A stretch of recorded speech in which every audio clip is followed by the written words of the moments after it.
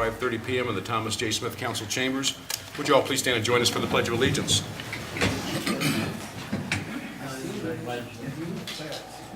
I pledge allegiance to the flag of the United States of America and to the republic for which it stands, one nation, under God, indivisible, with liberty and justice for all.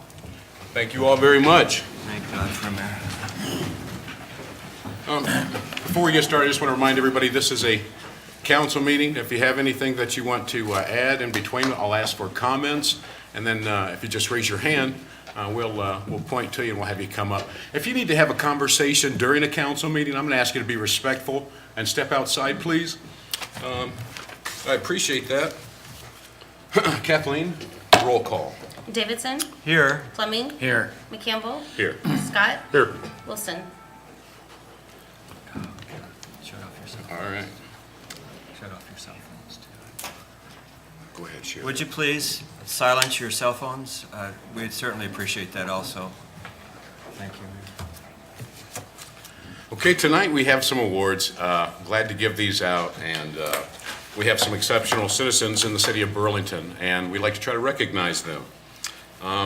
Tonight I'm recognizing one who's very special. I look forward to seeing every time I come down to City Hall, and there's only a couple of people. No, I'm just kidding. I was about to say, I'm about to start some trouble up in here. Yeah, be Exactly.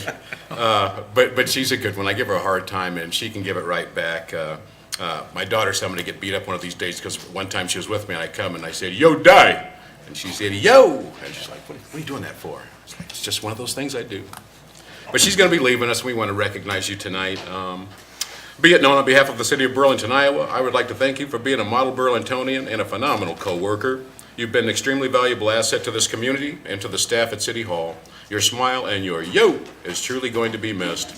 Enjoy your retirement. You helped make Burlington a great place to live, work, and play.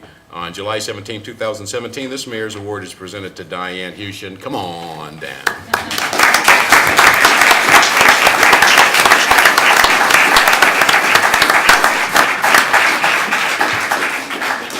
Yo, Di. Hey, yo. Lady leaving us, June 3rd.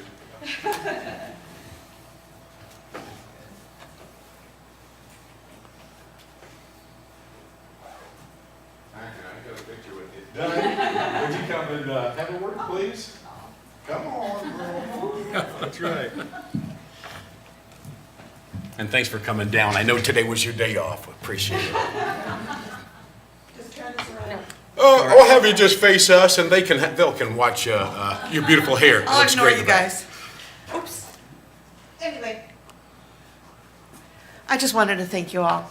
And before I start crying, how much I've really loved working with all you guys. And it's been a wonderful 19 years. And I'll miss you all Thank you. very, very much. Thank you, Diane. You'll be missed. Yeah, thank you.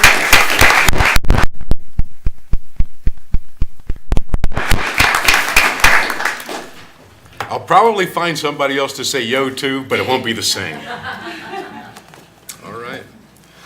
This next one, I've known him for a long time, and I admire him. He's committed to Burlington 100%, in front of people and behind the scenes when nobody's looking, and that's why I want to recognize him. He does things behind the scenes. And on behalf of the city of Burlington, Iowa, I would like to thank you for being a model Burlingtonian. Your love for this city goes beyond community service, and what you do behind the scenes is recognized and noted. You stand out amongst your peers, and you help make Burlington a great place to live, work, and play. On July 17, 2017, this Mayor's Award is presented to Mr. Jerry Rigdon. Come on down.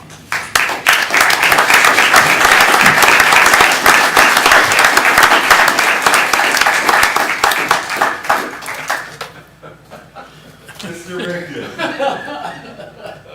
You're a winner, my friend. You already know that. Yes, I know that. Yeah. But we certainly appreciate you, and I am glad to be able to give you one of these at my name, my friend. Yeah. Let's get a picture taken together so I can have one.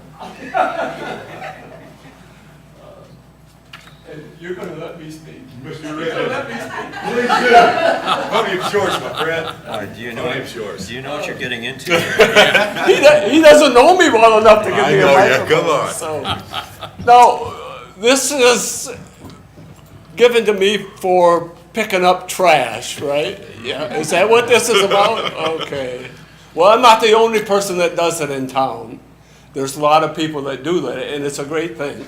I don't know why people throw stuff out their car windows, but they do. And it's not just a thing devoted completely, unselfishly. I walk for exercise, and you know how many times I bend over every day to pick up trash? It's exercise. But thanks a lot. Thank you, Jerry.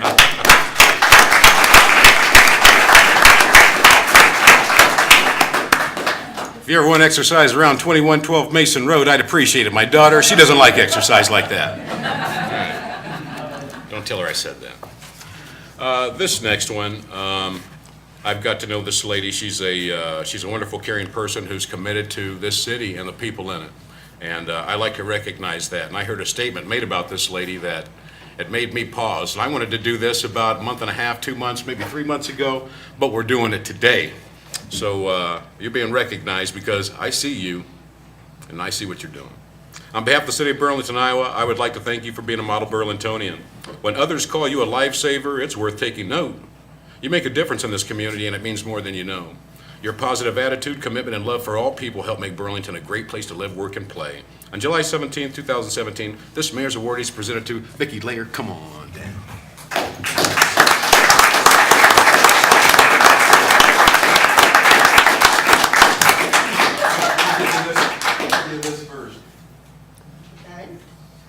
Yeah, how come you didn't call me back? I asked you to call me.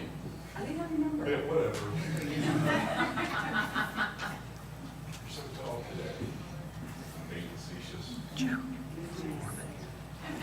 Just warm. Would you, please come have a word? Thank you. Come down. Appreciate it. Well, first of all, this is very unexpected, but thank you. And I want to thank you on behalf of myself and Community Action. And there's a lot of people out there that we really do need to help more than what we can. And so with the community's help, we can do that. Thank you. Yeah, thank you. Thank you.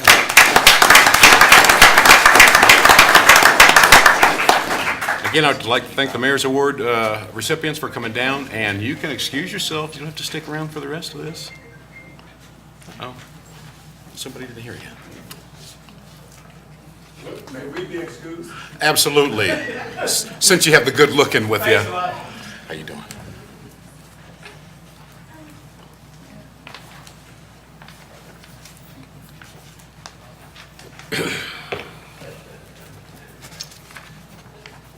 Okay.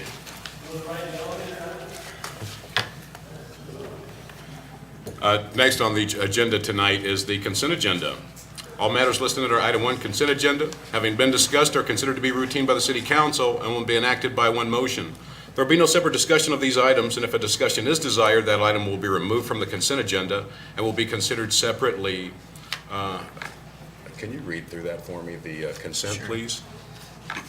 We have our normal finances, miscellaneous, minutes of previous meetings, payroll and city claims, beer, liquor, wine, and cigarette licenses, reports, and bonds. We're setting a date for August 7th, public hearing consideration of property locally known as 1309 South 10th Street, City of Burlington, with conditions. And we have appointments, actually reappointments to committees: the Parks Advisory Committee, Peggy Hunt; Riverfront Advisory Committee, Sid Carter, Doug Smith, and Elizabeth Van Fleck Sally. There you go. If there's anybody from the audience that would like to have any of these items removed from the consent? I see none. Council? No, motion, oops. And we're good. Your Honor, I have a motion to approve all listed under item 1 consent agenda. Second. Moved in second. Kathleen? Davidson. Aye. Fleming. Aye. McCampbell. Aye. Scott. Aye. Well done. Okay, this is time set for hearing for consideration of a sale of property locally known as 718 Columbia Street, City of Burlington, Iowa, with conditions. Publication has been made. Mr. Tisland?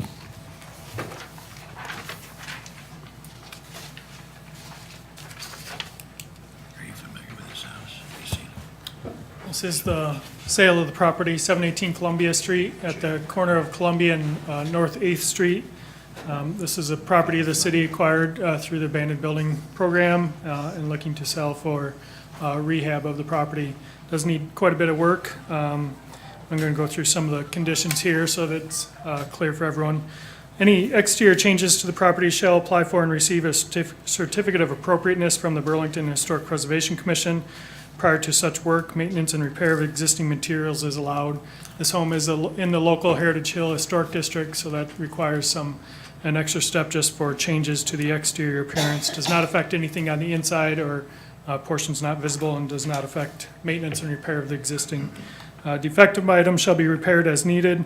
Licensed plumber and electrician shall inspect and sign off that such items are in the property meter or brought up to code. Sidewalks adjacent to the property and parking areas shall be improved to meet code standards as necessary. All permits shall be received and codes shall be met as applicable for work and occupancy of the home. Purchaser shall maintain the property and yard and hold insurance on such property upon approval of sale by the city council. Work shall be started within 60 days and completed within 180 days of approval. An extension of an additional 180 days may be granted. Progress is continued to be made.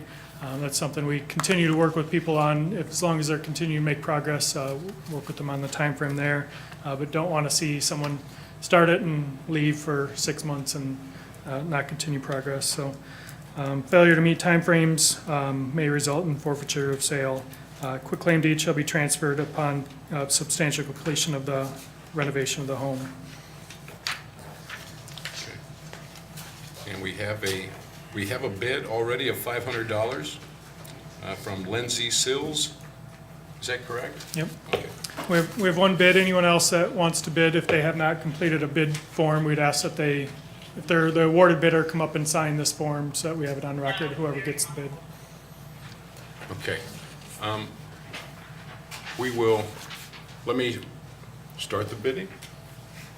We have a bid at $500. As we move forward, we're going to ask you to give your name and address and then put in your bid, okay? So we're starting the bidding at $500. Do I have a bid of 1,000? I'll bid 600. A bid of 600? We need a name. All $816.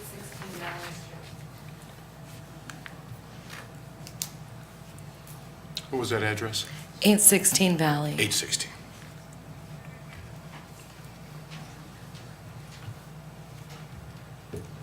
I have a bid of 600. Yeah, just so I can get your, and that way we can get it recorded there too. I'm here for proxy for Lindsay Sills, and she wants to bid 1,000. 1,100? 1100. We'll go 1,500. I'll go 14. She's gone 15. I'll go 16.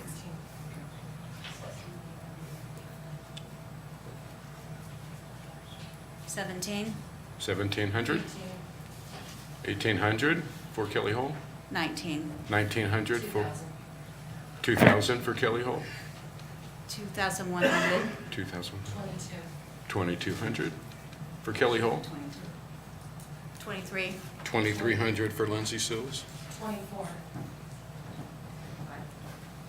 25 for Lindsay Sills, Do I have a 3,000? 27. 27? We have another bidder out there, too. I have 27. Can I have you give your name and address, please? We're at 2,700 at Lindsay Sills for 27. Ryan Anderson from Midwest Cornerstone, 515 North 6th Street, Burlington. And you want, what did you say, 3? I'm sorry, mate, I'm sorry. No, you're good. You're good. Help me out. I can't see tonight anyway. 31 for Lindsay, 31 for Lindsay Sills. Do I have a 32? Or we can just say 4,000 and quit playing games tonight. 32. Have a 32 for Brian Anderson. 3,500, 3,500 for Lindsay Sills. 4,500 for Brian Anderson. Does she want to just do 65? 46, We have 46. 5,000 for Brian Anderson. This is exciting. 5,500, 55. 5,500 Lindsay Sills. 7,000 Brian Anderson. 7,500, Well, we've never had this before. Hold on. Hold on. All right, hold on. All right, 7,500 Lindsay Sills. $10,000 Brian Anderson. 10-5. 10,500 Lindsay Sills. 12,000 Brian Anderson. If she went 15, I think that would probably squash it. I'm not sure. No, you 12-5. 12,500 for Lindsay Sills.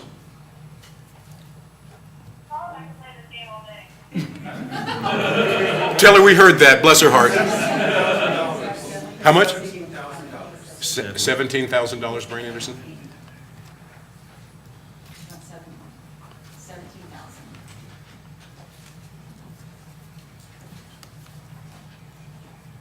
I can play this game all day too.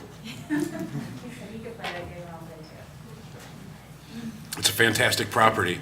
It's going to make somebody a lovely home. Let's do this. Lindsay, what do you want to do? We're at 17. Where it's 17. We're at 17 right now as we stand. Brian Anderson at 17,000. Okay. The whole city council's waiting on it. At this price, we'll wait a second.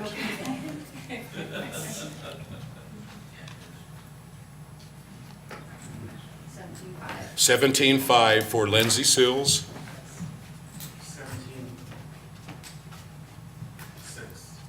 17,600 Brian Anderson.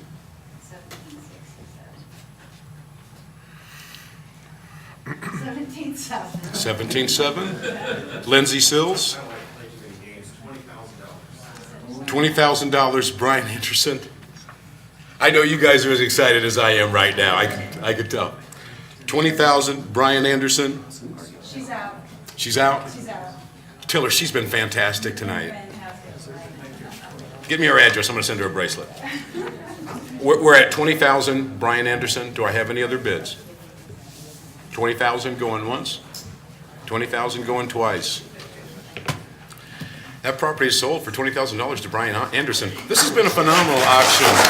This was. What do you say to that? Your Honor, motion to close. Can I get a- Second. Thank you. Kathleen? Davidson. Aye. Fleming. Campbell. Aye. Scott. Aye.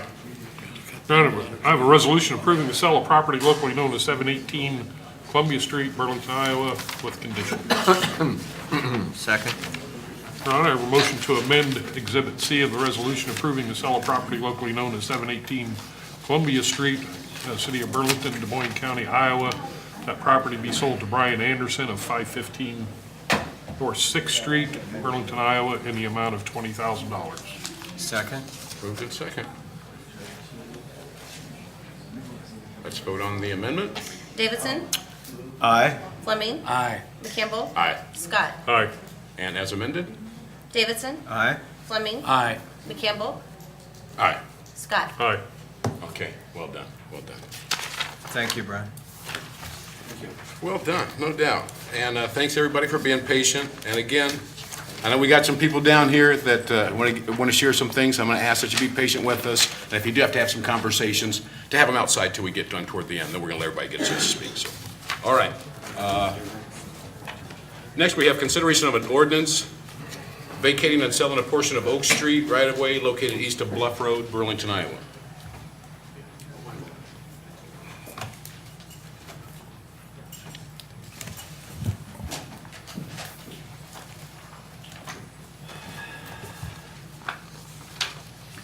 It's a vacation request by the adjacent property owner, owned by Burlington Truck Rail, to vacate Oak Street. They're looking to close the access off of Bluff Road. It is a difficult access with the railroad crossing there. They own the property to the north and south, and instead have access to the north of the property at 922 there, to better allow flow and access through this property while minimizing some of the steep grade crossing there at the railroad tracks off Oak Street. They would provide back an easement agreement to allow access from the north, on the north side of this building, back to the property here, is owned by Burlington Municipal Waterworks. They have a pump house and some storage back here, and that would allow access to that property through their property on the north side. That is coming through a separate agreement. Also looking, doing a cost share agreement relative to the improvements on the grade rail crossing on Agency Street by the Burlington Short Line Railroad. So this does take 3 readings. We project to see that agreement at the next meeting as well, so that everything can be considered before final approval of this. The applicant is here as well if you have any further questions. Andrew Hoth. Anybody from the audience, any questions or concerns? I see none. Council? It's fine. I move to close the public hearing. Second. Moved in second. Kathleen? Davidson. Aye. Fleming. Aye. McCampbell. Aye. Scott. Aye. Your Honor, I move for preliminary adoption of the first reading of an ordinance vacating and selling a portion of Oak Street right-of-way located east of Bluff Road, Burlington, Iowa. Second. Kathleen? Davidson. Excuse me, aye. Fleming. Aye. McCampbell. Aye. Scott. Aye. Okay, moving right along. Number 3. It's a consideration of a permanent encroachment agreement with John and Doris Champagne for encroachment of the city right-of-way adjacent to the property located at 1500 Madison Street, Burlington, Iowa. Mr. Tisland.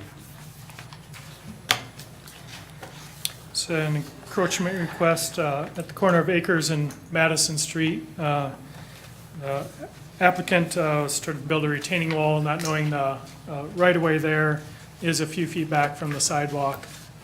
This does have a wider right-of-way than some other areas of the community, but being so, their retaining wall is on city right-of-way, so would have to have an encroachment agreement to allow that to stay in that location.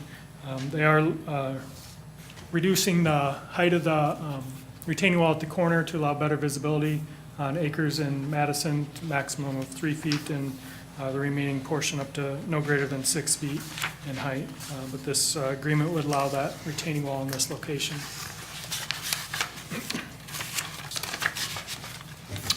Anybody from the audience, any questions or concerns? I expect any. Thank you. Council? That's a very nice retaining wall. Very nice. All right. Your Honor, I move to close the public hearing. Second.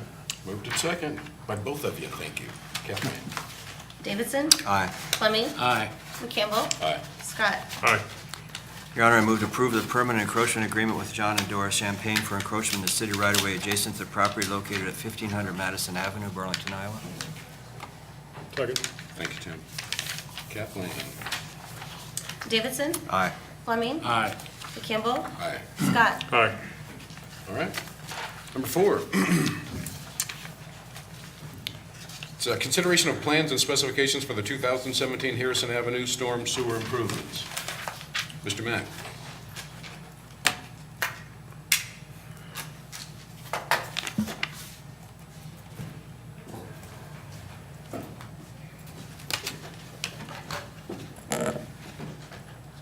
Before you are the plan specifications for the Harrison Street. It must be delayed. Do you want to just run it? So what you see here is off to the left. During heavy rain events, the storm sewer system becomes inundated and actually surcharges enough that it lifts the manhole lids off of their placement. And then there's a sanitary sewer system right there. It causes problems there, and so it runs over top of the bluff. The plans and specs were done by Vinscher and Kim, and what we are doing is we're moving the path of the storm sewer system off into the area that's hatched, and it will where we'd have to require an easement through this process, but it will take the storm through a different path. You could hit the next page. The estimated project is to cost about $280,000. It says miscellaneous sewer budget money. Ultimately, we spent that money with the storm sewer project, but we do have sewer funds available to be able to complete this. Jim maybe be able to. Your dollars are a little bit different than what were originally budgeted. We ended up last year increasing the miscellaneous sewer rehab to 500,000 that we transferred over. And I think this year we bumped up from what was originally 260 into that, maybe, was it 500,000 again or even higher? 500? We have several projects that are coming out of this same, the Fourth and North project is coming out of this same pot. As well as the depot. Storm sewer is coming out of this, and I think you have a fourth project even, that Patterson Street partially. Patterson Street partially. So we have several projects that are gonna be using, we'll fully use that last year's money that's rolling over into the current budget cycle as in that fund, as well as this year's amount between the different projects that we have going on. And all of these, this is miscellaneous sewer rehab. It's essentially projects that were not necessarily planned for in advance. Some of that have come up from issues that have arisen, smaller issues that we need to be able to have a source of funding in order to cover. So after this, we will try and go out to bid. We were fairly successful in receiving bids back on the depot storm sewer project. So we'll probably reach out to those similar bidders. We would probably go out to bid from 15 to 30 days. So I don't know the extent of the project that this would take. Jesse probably would have a better answer. And after talking with contractors at pre-bid, so I don't know if there's another slide or not. No. Skip. Which is good. Any questions or concerns from the audience? I see none. Council? Nope. Move to close the public hearing. Second. Moved in second. Kathleen? Davidson. Aye. Fleming. Aye. McCampbell. Aye. Scott. Aye. Your Honor, I move to approve the plans and specs for the 2017 Harrison Avenue Storm Sewer Improvement Project. Second. Thank you, sirs. Kathleen, let's vote. Davidson. Aye. Fleming. Aye. McCampbell. Aye. Scott. Aye. Ayes have it. Number 5, consideration of plans and specs for the 2017 flow metering project. Mr. Mack. The plans and specs in front of you are for 10 non-contact meters along with 4 submersible meters. And the reason for this is partially for the MASL, or the Market Angular South Locus Sewer Separation. We're not actually installing them in the basin. We're still installing them in some of the previously separated basins, so we can have an understanding of what our current I&I is and the impacts that they have on the rest of the system, but also at the Market Street lift station. And actually, we received back today sewer master plan proposals, and the flow metering will help be able to try and project what we need to do for the future. Not only that, but we're hoping to tie these meters in and have them communicate with the wastewater treatment plants so they can see what's happening in our system to be able to help plan around that. All right. And the cost is? I think it's on the next slide.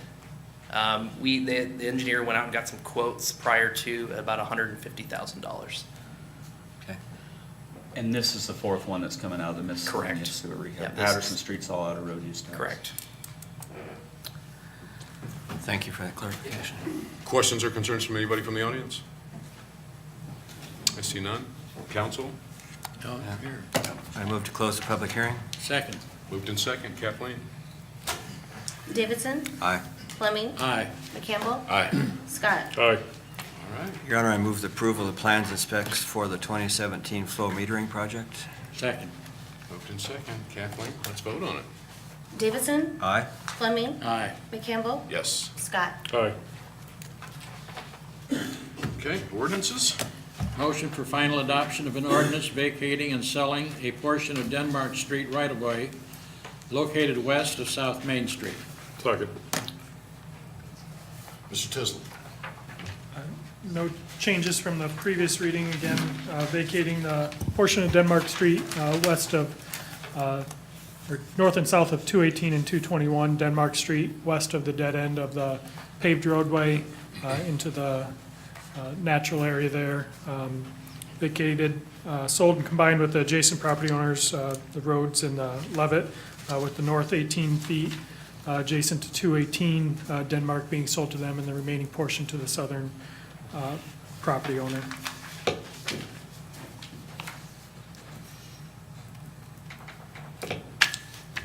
Anybody from the audience have any problems, questions, or concerns? Well done. Council? In here. No, good. Kathleen? Davidson, Aye. Fleming, Aye. McCampbell, Aye. Scott. Aye. Okay. Your Honor, I have a motion for final adoption of an ordinance amending Chapter 126, Taxi Cabs and Vehicles for Hire of the Burlington, Iowa Code of Ordinances and deleting Chapter 127, Vehicles for Hire Drivers in its entirety. Second? 1 second. Okay. No changes on that. Nothing anybody wants to add on that before we move forward? Oh, yes.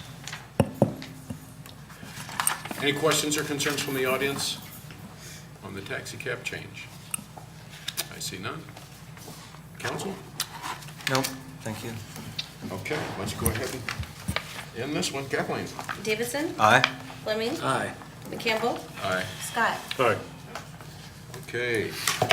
You guys have been fantastic. Let's just go ahead and see this all the way through, guys. All right. Now we're going to entertain comments from the audience. I know that I have some that are down here for a lot of the same reason. So I want to let you know, we're not silencing anybody. That's not what I'm trying to do here. Just trying to save some redundancy. I know that some things are going to be repeated, and we're going to stay here all night. We're here to work for you. So again, if you have any comments, these are comments that, and let me say this too, that'll let you come. These are comments that you're bringing now that are not on the agenda. So it's not like we can deal with this right now. We're going to hear your comments, and then we'll move forward from there. I didn't even say nothing yet. Come on. Mayor, Council, Shalom, David Meyer, 605 Hedge. You have to give me a minute. My heart's beating a little fast. I'm high-strung about this. I believe it's an injustice. Be of good cheer. You know, yeah, you're right. I'm gonna, I've been renting Otter Island, I think, since 1994, and when it was $150. Long time.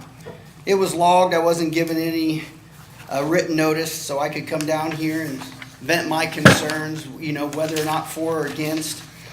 And you know, we don't have water there. We have no power there. At 1/3 of the time, it's underwater, and the other half it's winter. And when it's underwater after a flood, logs and trees come in, and we have to cut them up. We have to mow because it's very moist. It's in the center of the river, like every 8 or 10 days. We pay our gas, $20 or so for gas, oil mixture and stuff to go out there. To me, this increase of doubling it within the next 2 years is an injustice. I mean, if Jesus had a spot out there, he'd say the same thing. I mean, I'm honest to God, because I'm telling you, there's right and wrong, and this is wrong. And like I said, you know, I hear the loggers are coming back next year. I know some of them. So I know they're coming back to the table.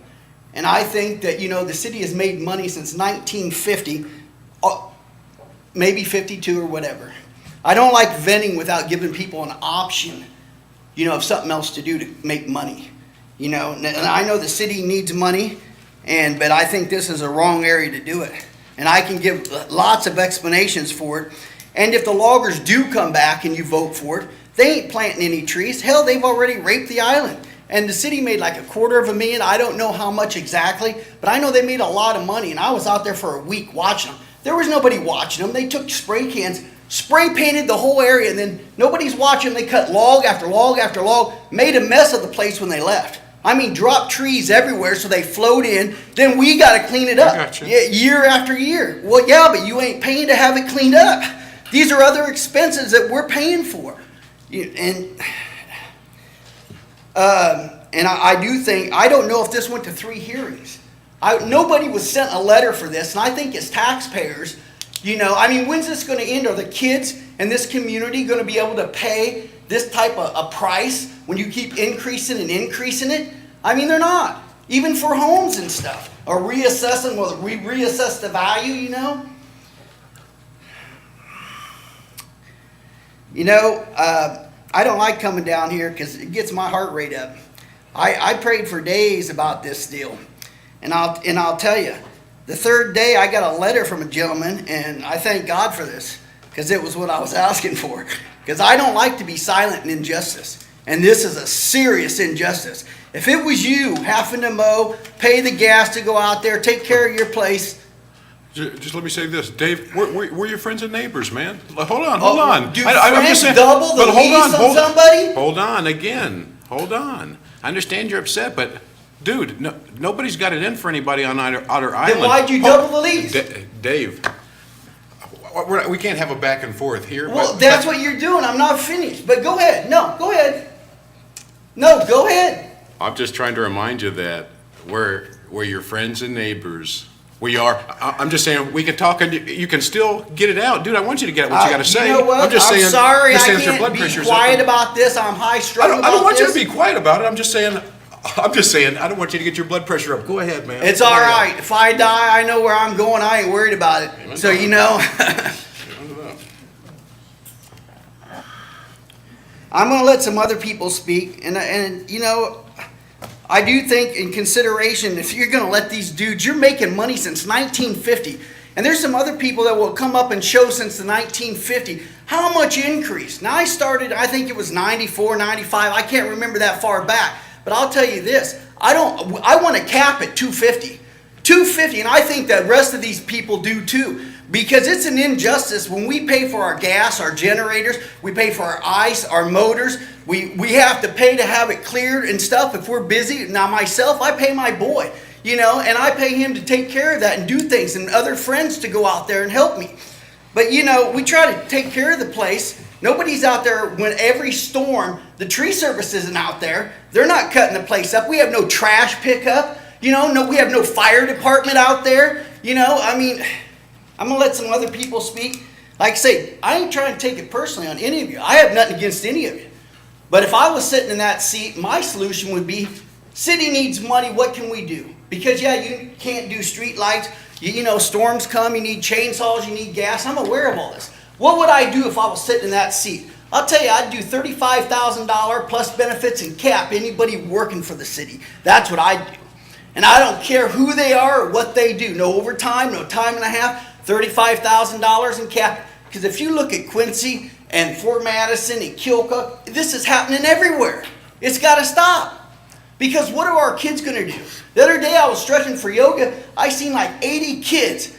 And the thought popped in my head, how are they going to afford places? If you keep raising, you know, and reassessing things, how are these people going to have anything?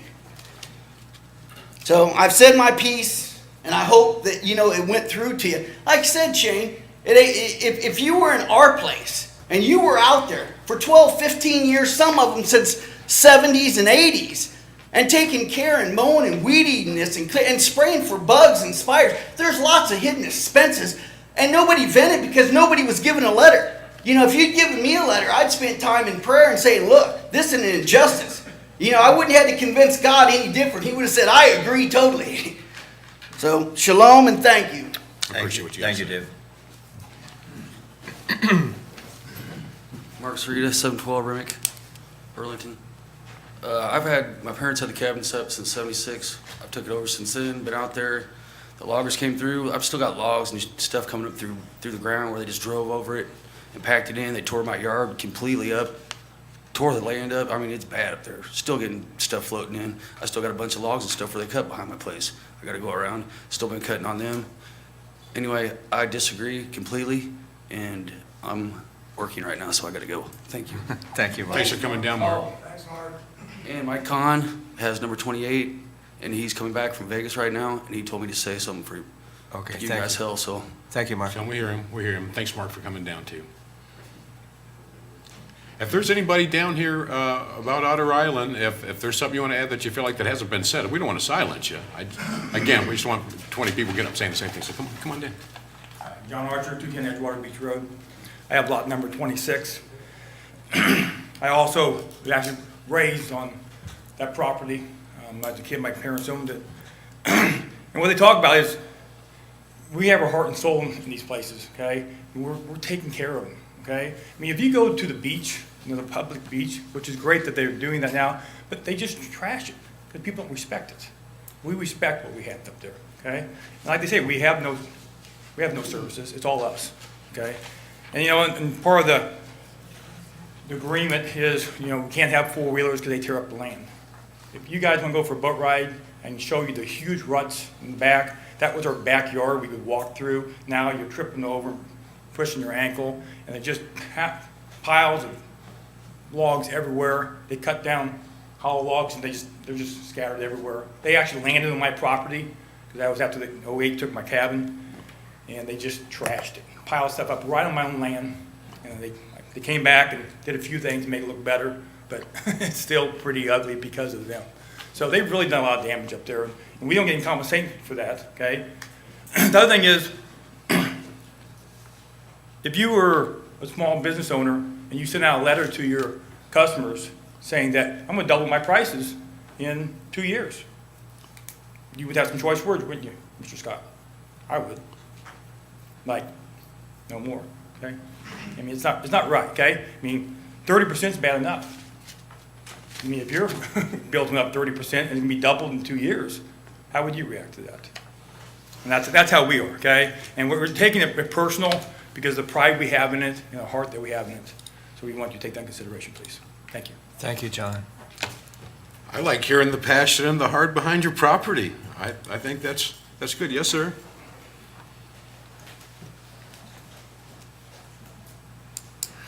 Monty Schaefer, cabin 33, Otter Island. Been there 18 years.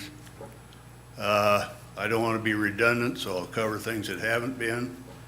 Number one, these loggers weren't supposed to bother a heron rookery that was up there. It's gone. I've now got a bald eagle nesting down at the end of my chute. If the new loggers come in and it's gone, the DNR is going to hear about it. Thirdly, the ice, the floods. I'm on the back side of the island. It's silting in so bad, there's another four months out of the year I can't get a boat to it.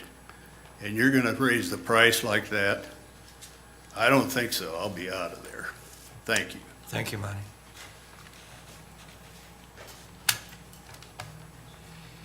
Bradford Hines, 717 South 12th Street. New kid on the block. I got lot 1 on Otter Islands, which is the South Point.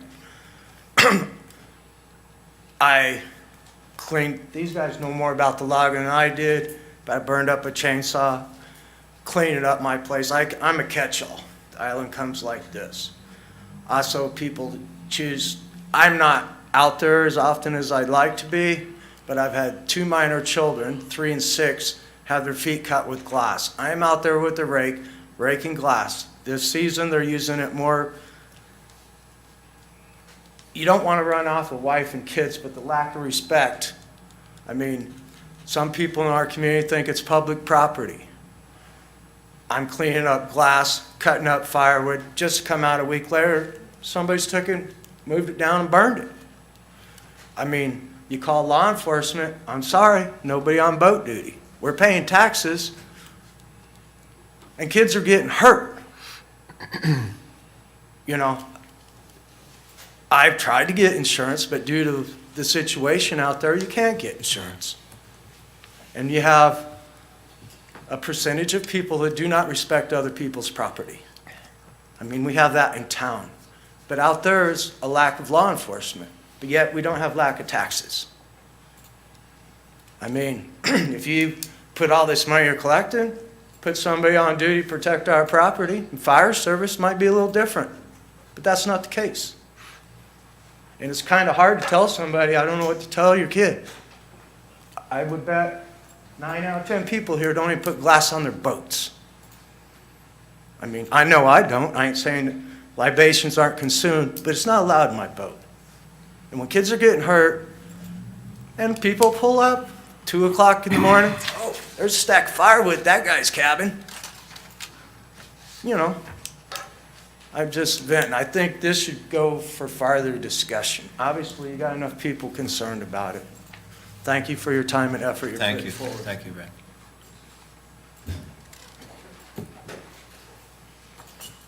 Chris Hill, Otter Island, Lot 18. I'm the second generation up there. But what Brad was trying to explain to you, and he failed to mention, was There's an actual sandbar at the end, and his cabin's closest to it. So the public utilizes that all the time. They're the ones leaving the mess, litter, just don't care. Maybe they should be required, like in states like Michigan and stuff like that, at a lake, put a placard on your boat, allows you to do that. You generate revenue that way. But, yeah, I'm looking to pass on to my kids too, you know, the cabin when I'm gone. But we've done a lot of work, a lot of raising. Everybody takes care of it. We was out January 28th and hip waders. It's like, yeah. Hip waders in the ice, right after the ice just took all the posts out from his cabin. If he hadn't been on my door at 8 a.m., the cabin would have been down on the ground. You would have lost that lease. But that's how much we care. We go out and we take care of them. Have a lot of fun at them. It's a family thing. 4th of July, fish fry every year. Get all family together.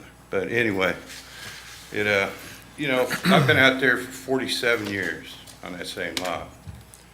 And you average that out, you know, you've taken in revenue just on the lease part, average it out, probably taking in $225,000, $250,000 just on the leases, because they were $75 when we started.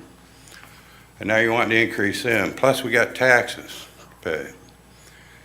You sell trees off of it, which generates quite a bit of revenue, okay?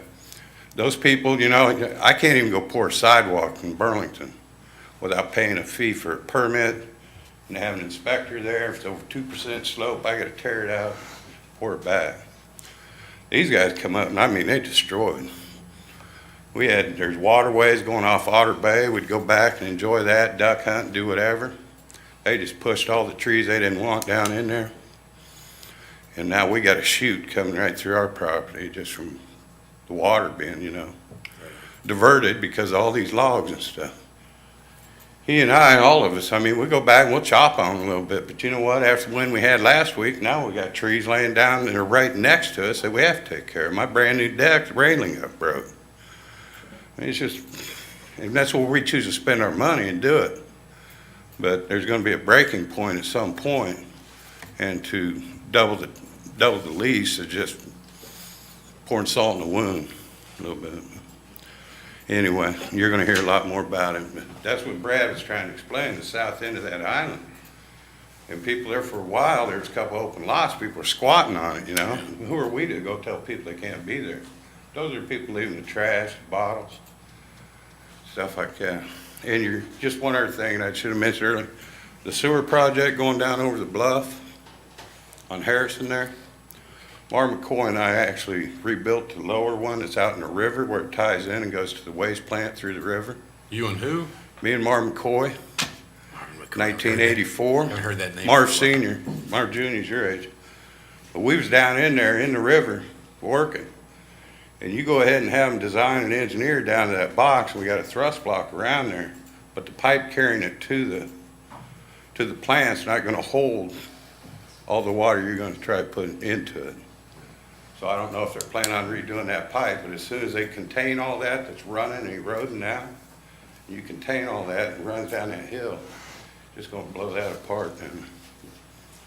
Thank you, Chris. Yeah. Greg Junior, Lot 11. One simple point, I paid my first lease on Otter Island in 1977. I believe it was $25. I just want to know how it's cost the city anytime since then till now to maintaining leases. What's the cost to the city other than just charging us money for us taking care of an island, for us taking care of your property, basically? What is the city's expense every year to maintain Otter Island, other than let loggers go in and rip the hell out of it? Other than that, plain and simple. Why does it cost the city any more money? That's all there is. Thank you, Greg.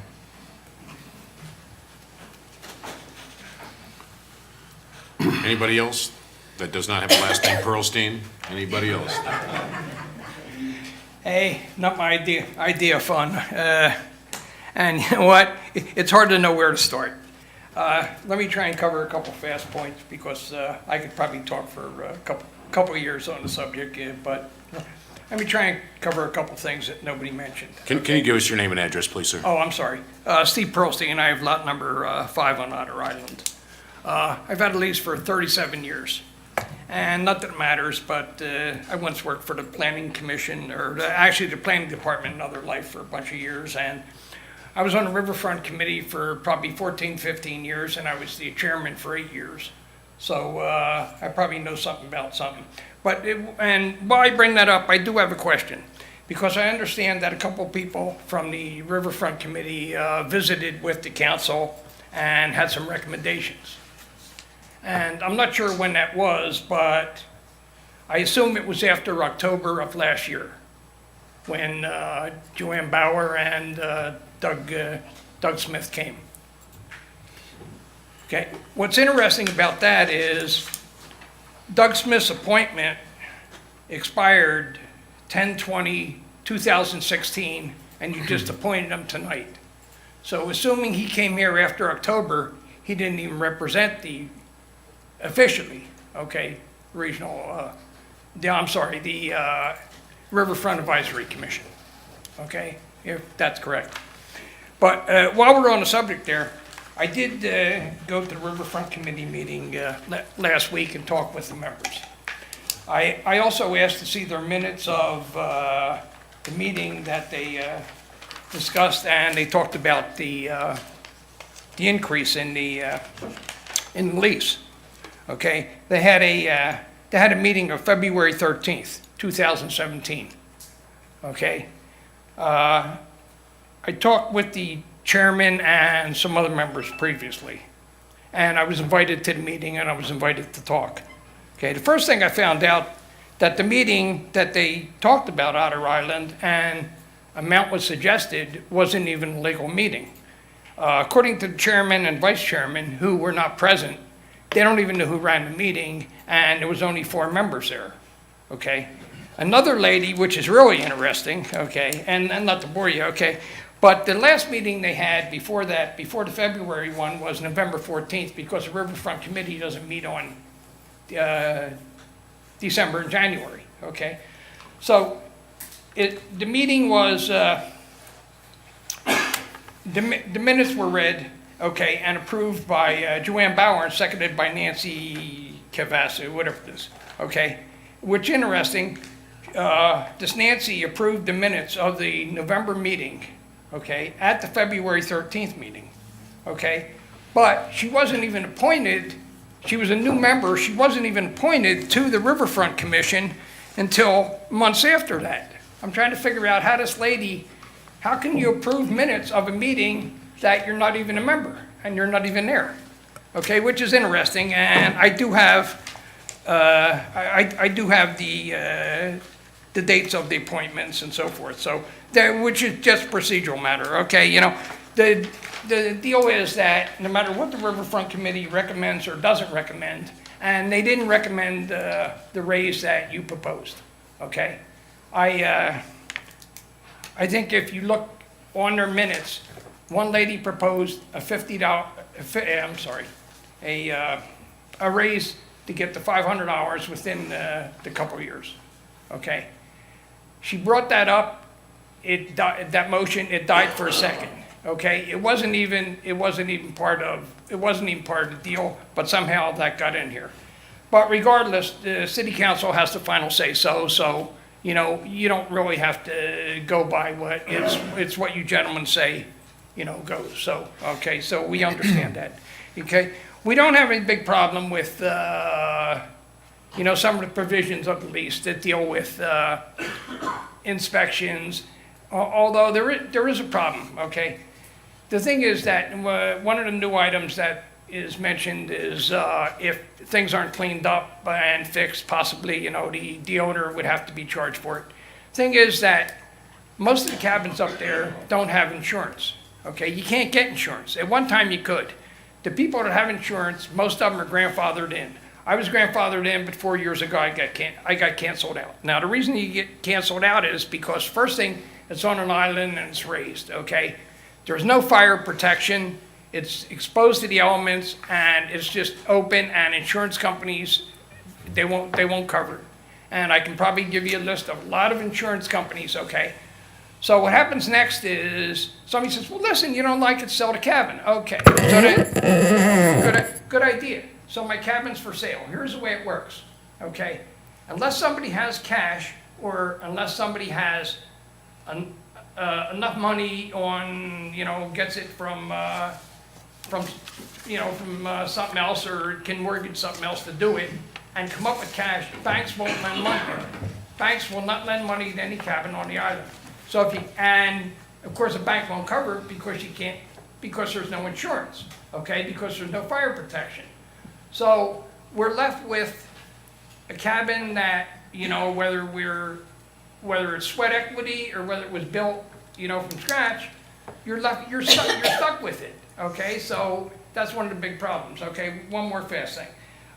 When they talked about the logs and the mess that's there, what happened is the river for the last at least 2.5 years, probably more than that. I got the figures off the Corps of Engineers from their gauge site that they do. The river has been up 12 feet or more most of the time. Here's what happens when it's at 12 feet. Well, wait a minute. 80% of the cabins are close to 14 feet, okay, from water getting either under them or right in front. What happens at a 12-foot level where you don't have very many feet from the river, every time it rains, the water goes up. So the water is either right at your steps or underneath. So you have limited use of the cabin. Now, there is 6 cabins that are set back, but they still don't have a front yard. They still don't have the enjoyment of using their land.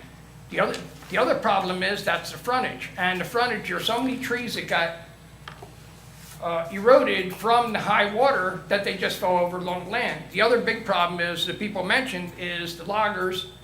What they did is they cut down whatever they cut down, but they only took the middle of the tree. Okay, they took either 5 or 6 foot sections. They left the top and they left the bottom. When the water comes up, everything floats. Where does it float? Most of the time, it floats towards the river and it floats to your cabin. So as people said, you have logs and brush in your front, you have in the back, it wedges under your cabins, it wedges under your docks, you're stuck. We probably wouldn't be in this situation today if what happened was, it looks like on February 27th, you had a work session and you talked about it, and you decided to put it on the consent agenda. Well, the problem is, on the consent agenda, nobody knows about it. So it got passed, and then last week we got a letter, and they go, wait a second, what's this all about, okay? Nobody even knew it, okay? So, I don't want to say possibly it could have been, discussed, before, okay? So, thanks for your time. But I do have one more thing. If the council would like to see what we're talking about, whether it's me or we got a bunch of people here, we'll take you in a boat and show you exactly what you're talking about, so you know we're not blowing smoke. Thanks. Thank you, Steve.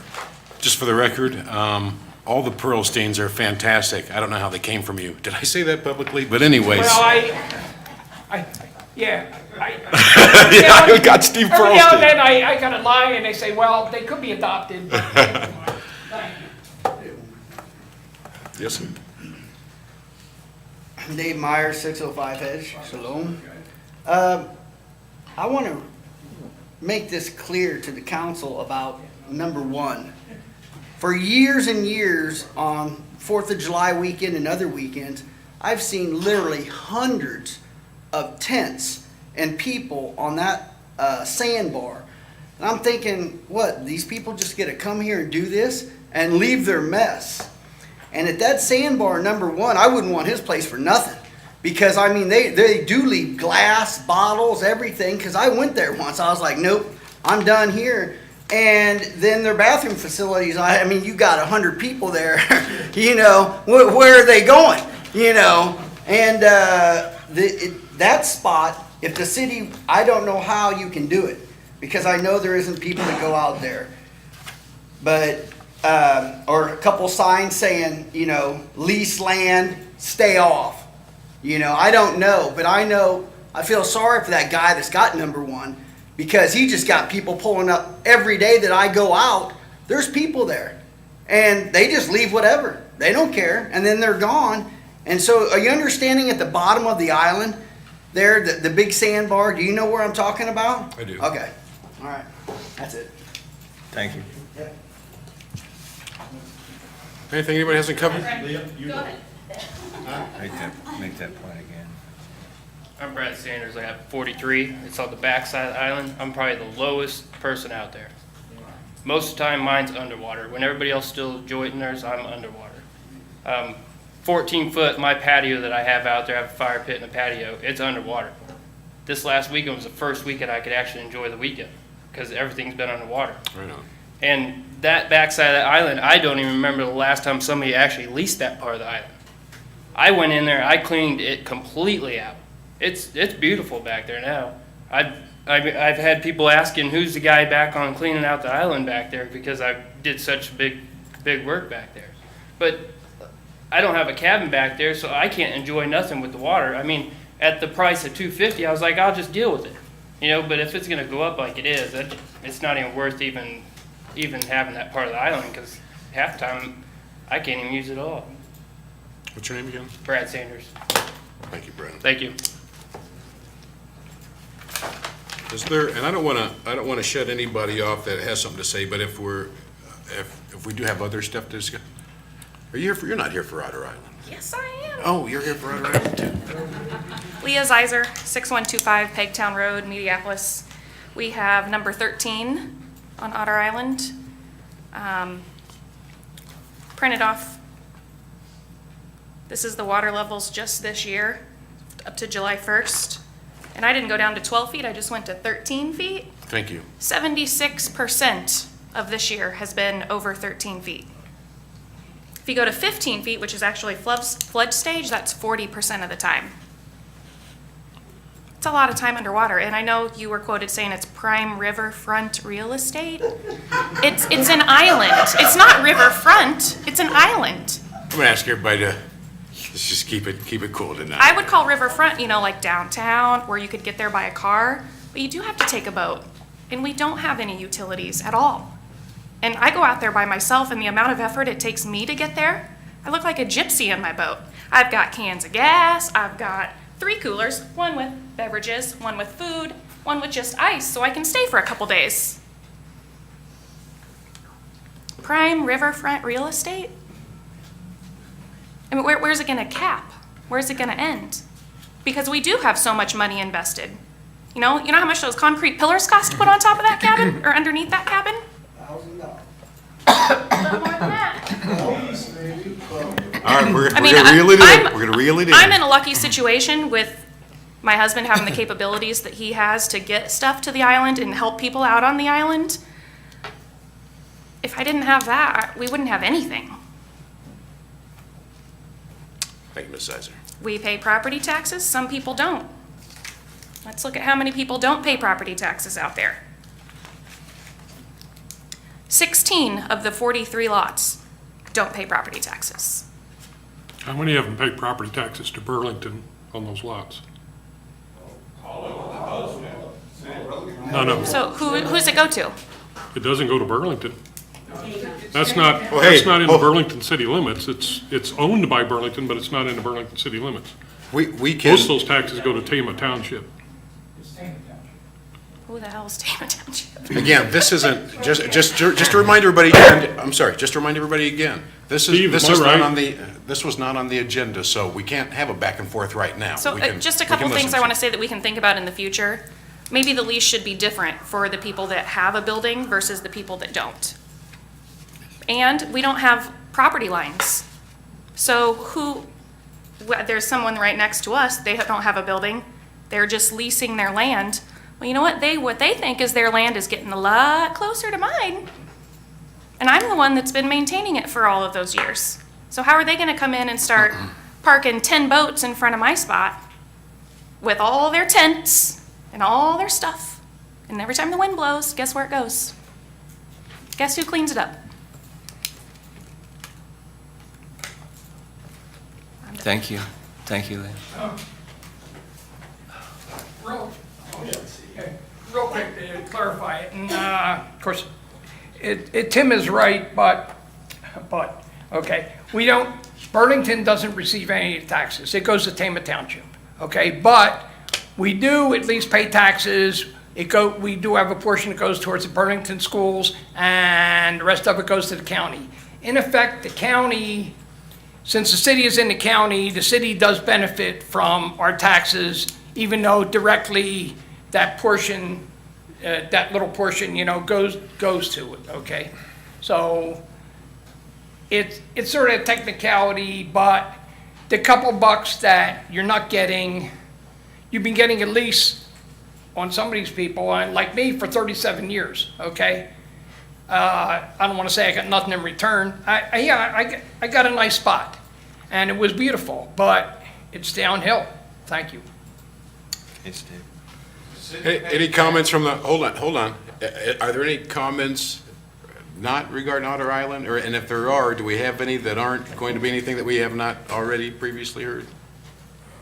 All right, sir, you were standing up. I'll get you, Dean, right after this gentleman that was standing up. Yes, sir. Paul Vorwerk, 114 South Woodlawn. I've got lease number 16.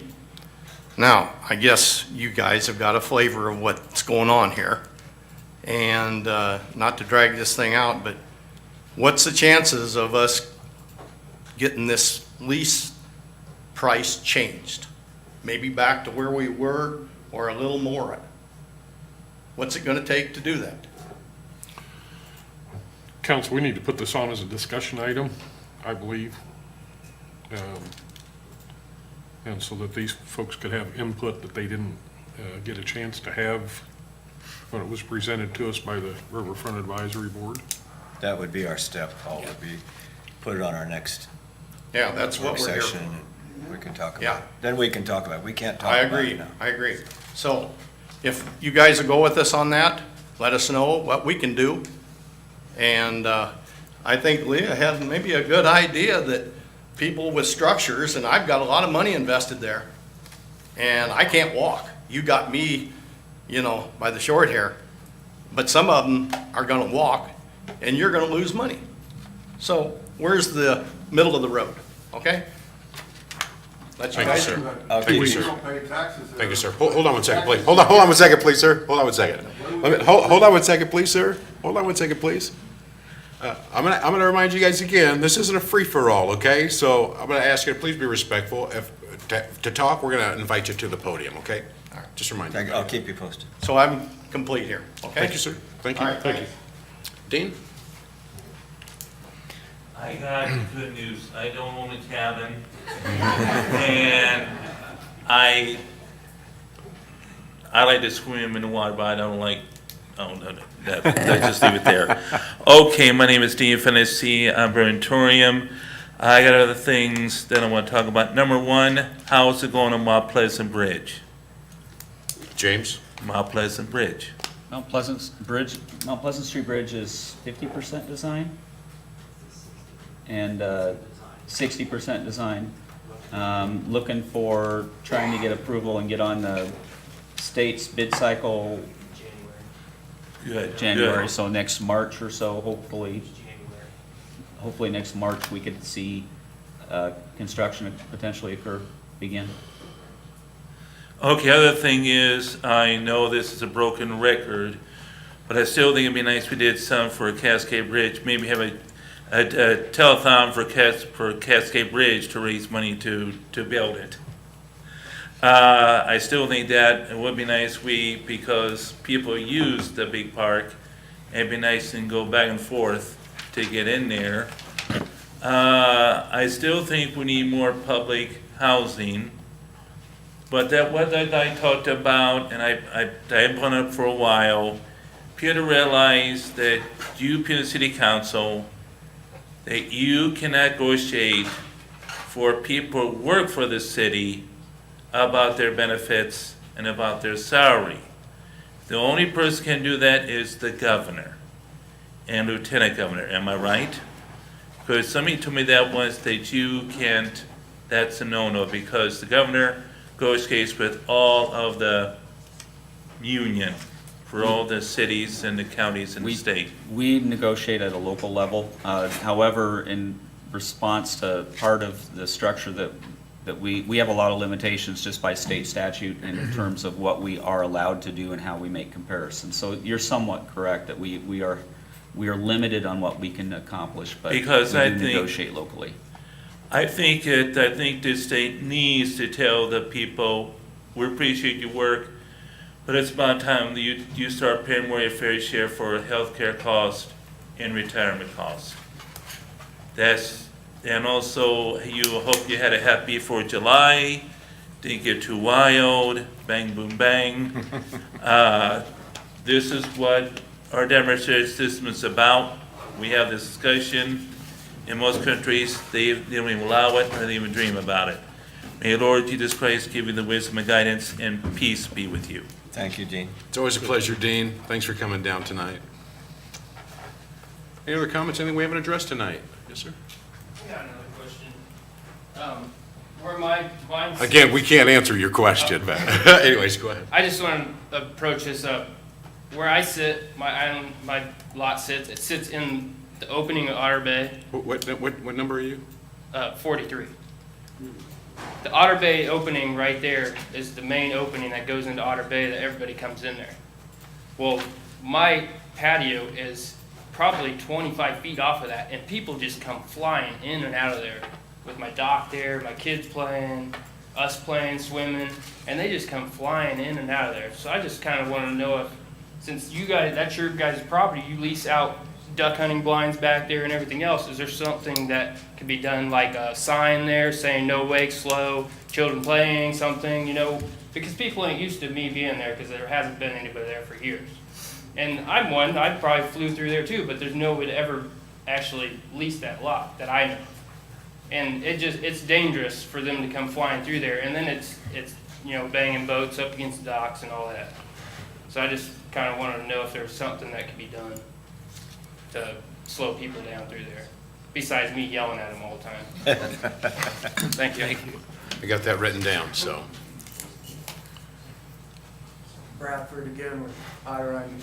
Not to be, if we're going to research this, we'd appreciate the fact to look into that the wells at the fertilizer plant are having troubles, and this is rumor, but a lot of things happen, obviously, without us knowing. If it's going to be brought up for discussion, see if there's some validity.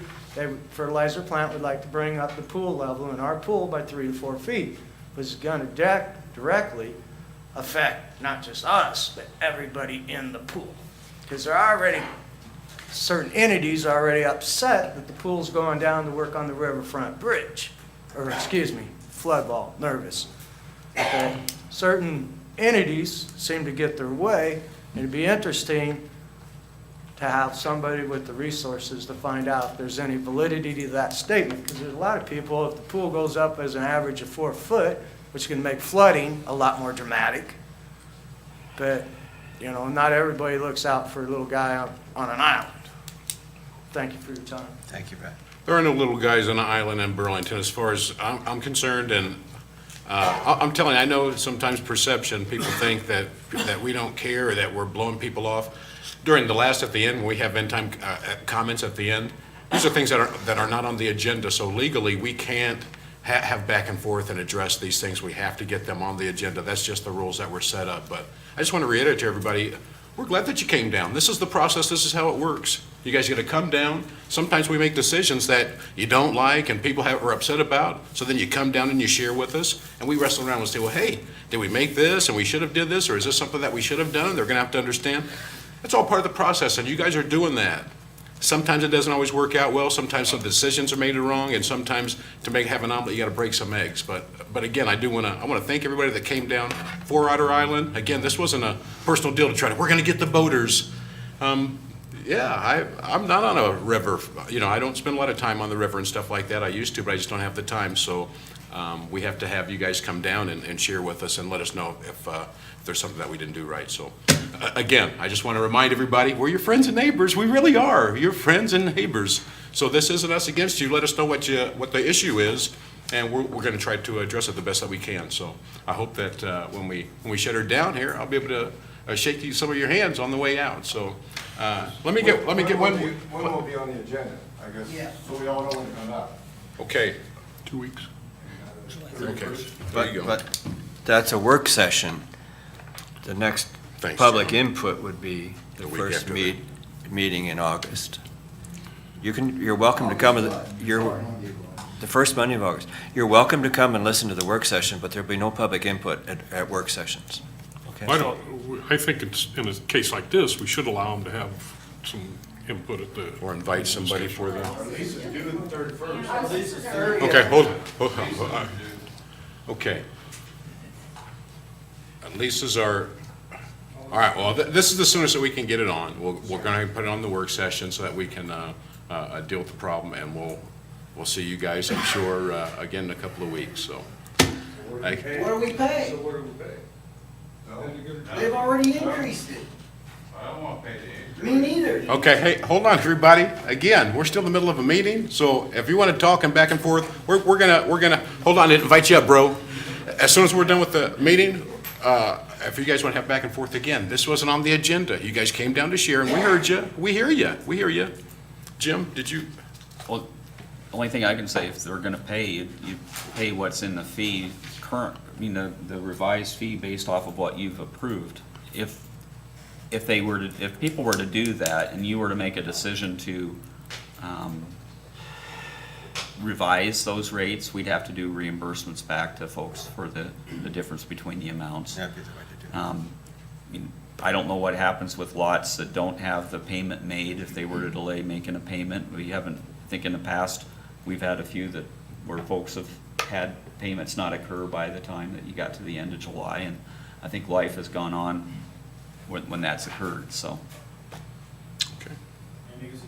Okay. Hold on, audience. Let me make sure I got everybody squared away. Did everybody get a chance to say something now? I'm not talking about Otter Island. I'm talking about anything else. Okay, because we're going to carry this over into when we get done. Mr. Tislin? You're good. Kathleen? Tim Scott? Nothing new. I just want to say it was a beautiful scene down in downtown Burlington, Vintage Days. I don't know if any of you guys went down there, but it was phenomenal. Great showing, and it's just good to see downtown Burlington really starting to pick up and boom. That's a good thing for our community. And again, it's good to see you guys from Otter Island. It's good to see Dick. He busted me up in Hy-Vee. He said, "I don't want to bother you, but." I said, "Come on, Dick." So again, that's how this process works. Nobody's got it in for you guys. We want you guys to be able to enjoy the islands and for years to come and leave it to your kids too. So, Mayor Pro Tem. I was just gonna ask Nick if he has any update. You wanna talk about the seal coat projects, or no? Yes? Okay, all right. I have nothing I'm good. this time. Okay. City Manager. Yeah, I assume you were gonna come and talk about Vineyard Street at the least, but just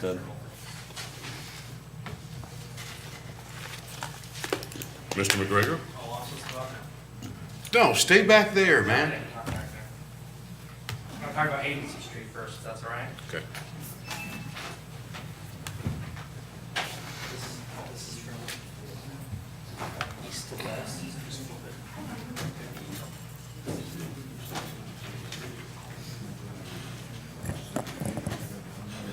We have updated traffic control plans for Agency West. As you will see in the top picture is the intersection of Roosevelt and Agency. We will start some of our signage and detour notice north on Highway 61 and south on Highway 61, as well as Roosevelt, east of Roosevelt on Agency Street. As you can see, the taper will begin at the driveway area for Jimmy John's, Perkins, and Big Lots, and then it'll transition through the intersection at the frontage road. And if you want to flip it for me, it's on the back side. Sorry, those are the same. And so the northbound, or the traffic that was in previous, that would be in the north lanes, moves south or into the south lanes, and will then transition out back into their normal lanes of travel, as you can see in the top picture, through West Burlington Avenue. And and this will be for phase 1 of construction. So they'll go in and they'll tear out the north 2 lanes as well as the center turn lane between the railroad tracks and the frontage road. And then they will expand further north, and then they will pour back the concrete, and then they will flip traffic from the south lanes to the north lanes, and then they'll rip up the south lanes, and then they'll go back and pour the center turn lane. And then phase 4 of construction and phase 5 will be the intersections of West Burlington Avenue and Agency, and then the frontage road. I will forewarn people that traffic during that time period is going to be highly limited. There will probably be very limited access at all to the frontage roads, and traffic north and southbound through West Burlington will probably not be allowed to go through. But for the time being, this is what we have for traffic control plans. This will take probably a good month or so, month and a half, to complete this phase. The timing of this unfortunately does align with some of our work at the roundabout. Yeah, I was gonna ask you about that. It's hard to avoid it. You'll see signs and cones go up on Thursday, the 20th. The roundabout should be completed in about 3 weeks, give or take. Unfortunately, with the 90-day working day, that already puts us into November. It could get a little dicey that late in the year, depending on what kind of weather we get. Luckily, with concrete, we should be able to pour concrete even though the temperature is a little cooler. Asphalt, we would have problems because they wouldn't be making it. So, if all else fails, I hope that we at least get the lanes widened and maybe can attack the intersections at the beginning of next spring. But my hope is to get done this fall yet. So, seal coat. As some people may have noticed, there was a subcontractor in town doing the seal coat roads. They were on South 14th, I think, that area, Parkway Avenue, Dunham. They're kind of all over the place. Unfortunately, they went in and they reclaimed the former seal coat street, and they left it, I wouldn't say tidy, but the general contractor is not going to be in town for a couple of days, so it looks like they just came in and left a mess. The general contractor will be back in to clean it up and make the road surface the way it needs to be. So please bear with us as we try and deal with some contractors to try and get the work done. And what was the third thing that we were talking about? You have an open house for the public? Open house, the vineyard area, the drainage. It's been an item that kind of got pushed back last year with engineering changes. Jesse has been working on plans. I sent out letters to all the property owners that it will affect. We're having the open house next Monday on the free Monday at the library in one of the meeting rooms. And we'll be discussing kind of what the project will entail as far as a project. I think Jesse's got costs. One of the things that we'll discuss is culverts. Per city code, culverts are the property owner's responsibility. And we will explain that to the property owners. Good. Now, if you as council members should decide to do it otherwise, I think we'll probably have a price tag in front of you should you want to complete all of it. But we will simply at that meeting discuss and say that this is city code. This is the way that we're led to try and draw these plans out. What time is that? It's 5 to 7 o'clock. Well, I guess there's no really end time, but it was definitely 5:30 next Monday at, I don't know what meeting room, right in the entrance to the northwest. So, was there anything else? I think that was it. Thank you, Nick. And I have some signs over here of what, there's going to be some advanced warning signs. Sorry, back to agency. Hopefully we can try and minimize the amount of traffic that'll try and hit Agency Street. It's still going to be open, but I feel like traffic should probably or will find the better path. And then if you want to go to the last one, we're warning people ahead of time if they want to try and get to the businesses that are in that access that frontage road. That this is the way to get there if you want to get there, to try and minimize the amount of traffic that goes through there. The Agency Street handles about 12 to 13,000 cars a day, which is third most behind 34 and Roosevelt. So, All right. I think that's it. Thank you. Thanks, Nick. We couldn't have had this meeting without you. I Jim, nothing else? That's it. Okay. Robert? Your Honor, I move that we adjourn. Second. Kathleen? Davidson? Aye. Fleming? Aye. McCampbell? Aye. Scott? Aye. This meeting's adjourned. Thank you, everybody. Good night. Sister. What's up?